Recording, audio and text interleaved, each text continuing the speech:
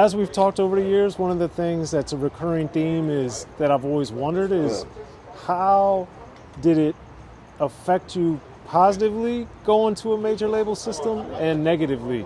We've heard a lot of the negative, but how did it help you, if at all? Was it better distribution, was it? Was it you actually had a video? Like, what was the differences? I'm searching. I'm searching for. I got to meet a lot of nice people. Let's put it that way. Okay.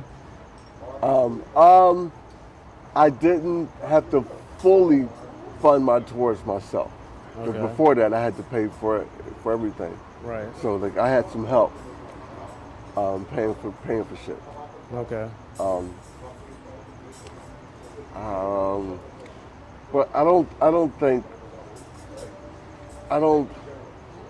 It's like Curtis Mayfield on Kirktown. You know what I'm saying? Like Schoolie D belonged on Schoolie D Records. Yeah. Yes. He did. Schoolie D did his best work on Schoolie D Records. I would agree. So it was kind of like, at that point, I think the people around me, I got to give them a little bit more money, even though money was flowing. It was just like money, and it was just like a whole bunch of chunk cash. So I got to dole out some money and shit like that. Right. But you know, but Schoolie D belonged on Schoolie D Records. He didn't belong on Capitol. He didn't belong on Jive, RCA. He didn't belong on Sony because there was just some reason it was just kind of just like, I don't like this nigga. he's just too himself. He's just like he's making art. And I was like, and it's very hard for labels to understand what art is. Like, you know what I'm saying? If they believe it or not, like Stevie Wonder still had, being on Motown. That's why he had to go make his own label. He still had trouble putting out his music. So, Marvin Gaye had trouble putting out his music. So this is a very important question. Why, and I've talked to different people about it, but I want to get your insight.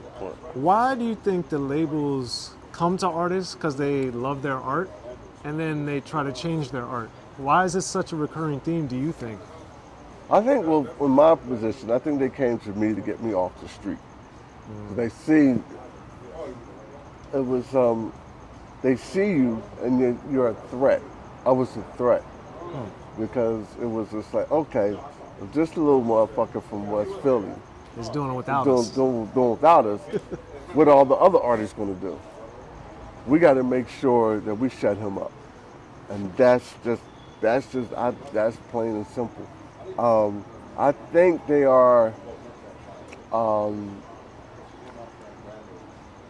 There are some.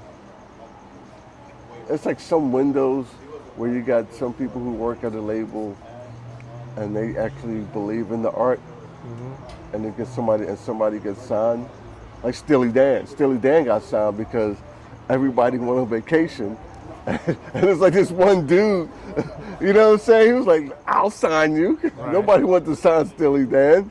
They made art. Right. You know what I'm saying? They got signed when everybody was away. So you understand what I'm saying? Because how could you not see how fucking awesome Steely Dan is? They were different as shit, but it was hot. And all they did was talk about getting drunk and snorting coke. Think about all the lyrics. Yes, they did. Yes, they did. Yes, they did. You know what I'm saying? But it was like but the music arrangement around it was so beautiful. Right. You know what I'm saying? But it's like nobody understood that shit, but some fucking dude was just like, hey, I'll make a fucking deal with you fuckers. Right. So it was kind of just like, with me, I'm gonna say like me, Luke, Too Short, guys like that, we were like a threat. KRS-One, we're a threat to the major labels. And they're kind of just like, well, if those guys can do that by themselves, we gotta get them motherfuckers off the street because then they'll all want to do it by themselves. Right. So I think that's coming from the neighborhood I live in. Like I said, me, Too Short, Two Live Crew, Luke, you know what I'm saying? people who were doing it by themselves any fucking way, and you know, and some of us they control, some of us they can't control, and I was like one of those wild animals that they just couldn't control. Okay. So it was kind of just like, well, you know. Fair enough. Yeah. Okay. Yeah. And then, with that being said, musically, if we include the first album, the Schoolie D album, your 4 albums on Jive sonically are so different. Yeah. And musically, and even like the tempos, the samples, the vibe of them musically. Did they ever care or say anything to you about the samples you were using, or the beats, or the hooks, or anything, or was it they just didn't like the lyrics? They, it was the lyrics. Okay. It was the lyrics. I think it was when I did Smokes and Kill, they had somebody counting my cuss words. Are you serious? It was like I cussed 245 times, and it was like, can you get it down to 200? Are you serious? I'm not lying to you, man. Can you take 50 cuss words? I thought they was joking. Wow. I was just like, I don't think so. I don't know. I don't think I could do that. I didn't do it. I tried. I was like, I laughed at myself in the studio. I just like fucking just went home. I didn't tell anybody. I drove back to Philly and just like motherfuckers were sitting in the studio. Wow. Waiting for me to redo the lyrics. And it was like, that's pretty you crazy. could have told us that you were leaving. It was like, dude, that was impossible. I went to the bathroom. And I was like, nah, I'm out. Okay. Yeah.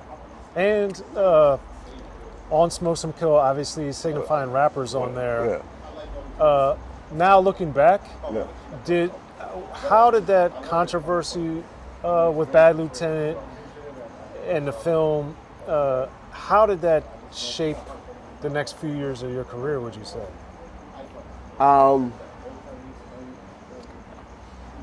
Once, not that much. Okay.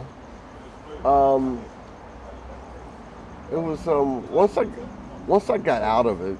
Well, I mean, it was that. Once I got out of it, I was kind of just because I didn't trust motherfuckers at that point anyway. So it wasn't. It was just like another thing. That wasn't new. It wasn't new. It was like Right. kind of just like something that was just. But it was like it was scary when it was going on because I was in federal court. Yeah. That'll do it. And it was just like, and it was like Zamba and those guys. They had like 20 lawyers. Oh, wow. And it was just like me, and the judge was just kind of like, this shit seems a little lopsided. I think I'm gonna believe this little nigga right here. He sounds like he's telling the truth. Okay. Because all he had to do was clear it. Right. Which they were doing all the time. Yeah, and it was like, well, then they fucked up and told the truth. I think I told you this before. It's like, they were like, well, Your Honor, nobody was clearing stuff back then. And the judge was like, that's your excuse? Right. Nobody was clearing? It was your fucking job. You got 20 lawyers. It's like, I know how this shit works. Right. I know how the music business and the film business work. You got 20 motherfuckers clearing shit. Right. So it was just kind of like, I mean, if you listen to the records and the music that I made in the 90s, it was really dark. Yes. Very. It was dark. I think it was coming out because of that. Because of that. But it was like but I think life was becoming a little dark anyway. And then all of a sudden I was happy.